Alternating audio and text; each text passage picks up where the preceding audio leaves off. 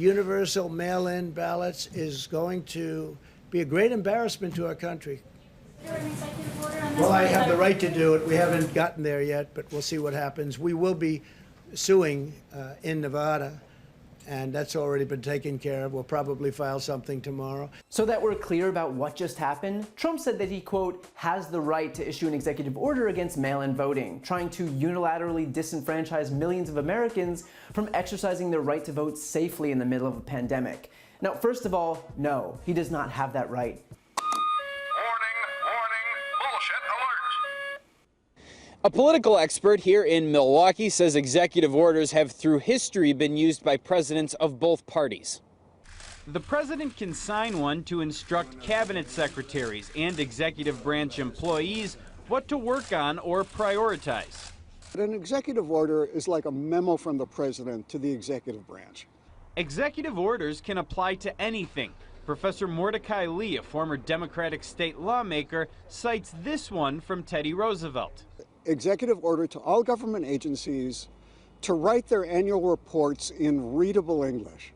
They're not laws, although like laws, they can be shot down by the courts if it's found a president exceeded his power by violating a law or the Constitution.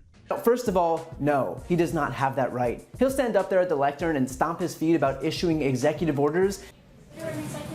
Well, I have the right to do it. We haven't gotten there yet, but there is no executive order he can issue because Trump doesn't control elections or voting in this country. Executive orders can apply to anything. They're not laws, although like laws, they can be shot down by the courts if it's found a president exceeded his power.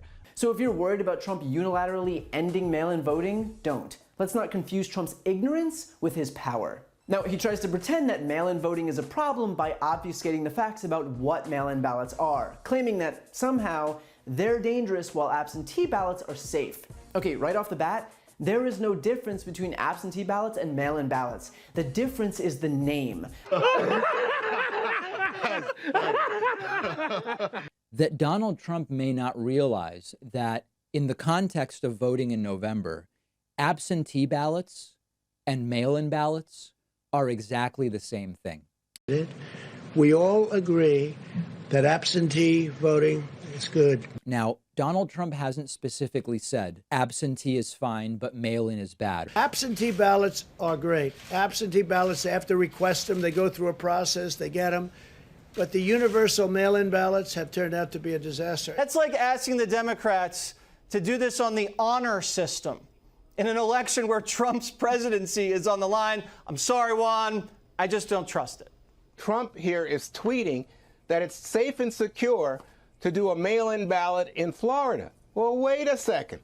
Wait a second. He's been sending out all these signals about how it's not safe and secure to do mail-in ballots. Well, how's it safe and secure all of a sudden in Florida, but not in any other state when there's been no evidence of any kind of fraud anywhere? He seems to make a distinction between mail-in ballots and absentee ballots. But there's no such distinction. They're the same thing. Okay, right off the bat, there is no difference between absentee ballots and mail-in ballots. The difference is the name. Are you saying that you, Juan Williams of Fox News, you don't know the difference between an absentee and a mail-in ballot? Is that what you're saying? The difference is the name. I'm certain there is no difference. Right, so you have to request, so again, Juan. So what you just heard, Jesse, what you just heard was there's no difference. No. The difference is, Juan, for an absentee, you have to go out and request that ballot be sent to your address. Mail-in ballots, in most states, sent to everybody on the voter rolls. They are the same. Absentee ballots are mail-in ballots, and mail-in ballots are absentee ballots. God damn, there's a lot of stupid bastards walking around. Carry a little pad and pencil with you. You wind up with 30 or 40 names by the end of the day. Trump only draws the imaginary distinction to absolve himself because he voted absentee. Or put another way, he voted by mail. I am the chosen one.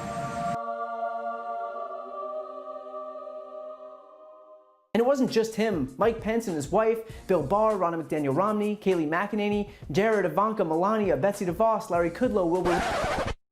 Whoop-de-doo! Just as an experiment, ask a Republican what specifically about mail-in ballots would lead to fraud.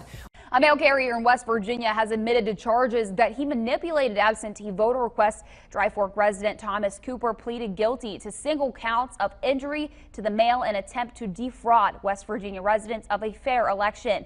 Just as an experiment, ask a Republican what specifically about mail-in ballots would lead to fraud. What do they think is going to happen? That people will take them out of mailboxes? That's okay. I know you're not thinking. You never do.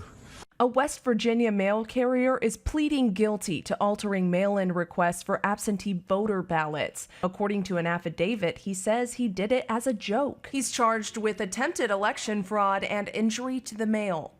All of the excuses put forward by Trump and the GOP are just completely baseless conspiracy theories. Another ballot problem in Palm Beach County. 500 absentee ballots were misplaced and not counted in last week's election.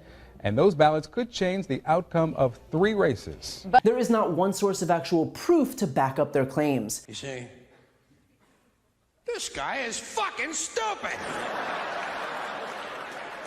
And if you applied for a mail-in ballot to vote in the June 2nd primary, you may have already received that ballot. But some voters say that they are getting more than one ballot sent to them, prompting concerns about possible fraud. We will be watching again. We should emphasize there is no evidence that mail-in voting leads to widespread voter fraud. Our ballots came in the mail last Monday, the 4th. So we filled them out, mailed them in last week. And then this past Monday, the 11th, another set of ballots came. According to an analysis by MIT, over the last 20 years, there have been 143 cases of fraud using mailed ballots. That comes out to 8 cases of fraud per year. That comes out to an occurrence of 0.00006%. That is the rate of voter fraud. So you've seen some of this firsthand. Tell us how we should feel about mail-in ballots and vote harvesting. Well, first, you're absolutely right. This is the game. It's about winning elections and gaining power. And here in my swing state, where we have a lot of very close elections, you're seeing videos now of thousands of ballots that are piled up in apartments, in trash cans, and in hallways. And this is all because we are doing our first mail-in ballot election in the history of our state, all under the cloak of the pandemic, of course. And the Democrats sued a Democrat county, Clark County, which is greater Las Vegas, in order to get all of these extra things that they want to make sure that they can get their wish list. And what do you think turned out on this thing? Lo and behold, they agreed to all of these conditions in return for the Democrats to get out of the way and let this preliminary election go down. And so what did they get?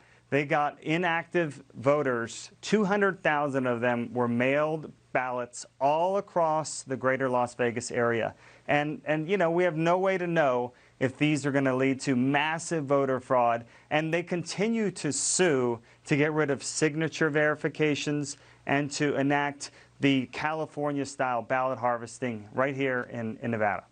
In countless states, Republicans are going to court to fight against counting ballots postmarked on Election Day. They're fighting against paid postage. They're fighting against early voting. They're fighting against requirements to waive witness signatures. They're even fighting against voting by mail at all. But this is what the right does. They work as hard as they can to break something and then point to the fact that it's broken as evidence that it shouldn't exist, all the while disregarding the fact that it was them who broke it. So whether Trump is trying to issue illegal executive orders or calling for the election to be delayed, it's nothing but desperate authoritarian fever dreaming by a guy who's watching his poll numbers plummet. And him parading himself as a dictator is only making those numbers sink even lower. And there are some people, they're not stupid, they're full of shit.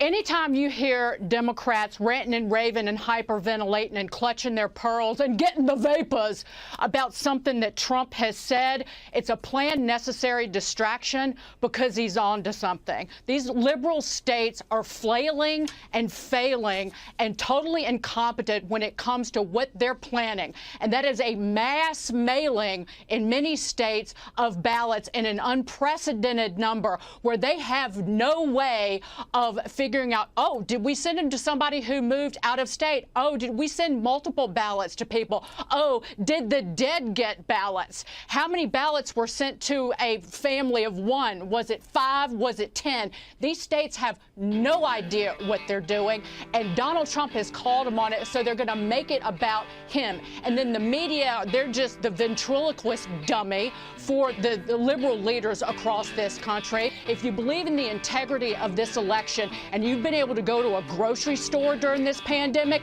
put your mask on, line up, and vote like we always do.